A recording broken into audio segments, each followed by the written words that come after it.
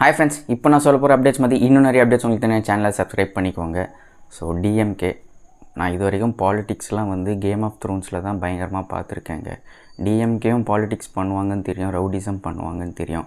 ஆனால் மக்களோட வாழ்க்கையில் இப்படி விளையாடுவாங்கன்றது கொஞ்சம் கூட எதிர்பார்க்கல. ஏன்னா கரூரில் தான் ஒரு 2-3 நாளைக்கு முன்னாடி 30 பேர் விழாவோ முப்பெரும் விழாவோ ஏதோ நடந்துச்சு இல்லையா.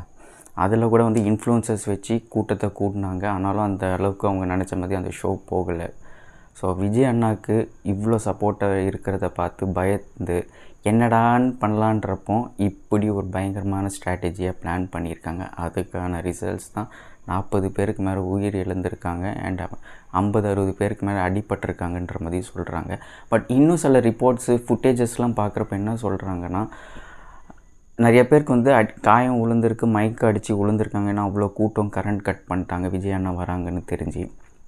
ஓகேவா? அப்படி இருக்கிறப்போ அவ்வளோ டெத்ஸ்லாம் நாங்கள் வந்து பார்க்கலன்ற மாதிரி தான் சொல்கிறாங்க. வெறும் ஹாஸ்பிட்டலோட கவரேஜ் தான் காட்டுறாங்க. ஆம்புலன்ஸும் பார்த்திங்கன்னா சும்மா ஓட விட்டாங்கன்ற மாதிரி தான் சொல்கிறாங்க. எது உண்மைன்னே தெரியல. ஏன்னா நம்மளுக்கே தெரியும், இப்போ ஏதோ டெக்னாலஜி இருக்குன்றனால நம்ம கொஞ்சம் இந்த மாதிரி ஃபுட்டேஜஸ் வச்சு கன்ஃபார்ம் பண்ணிக்கலாம் இது பொலிட்டிக்கல் ஸ்டண்ட்டுன்ற மாதிரி. டிஎம்கே வந்து விஜய் அண்ணாவை டார்கெட் பண்ணிக்கிறாங்க.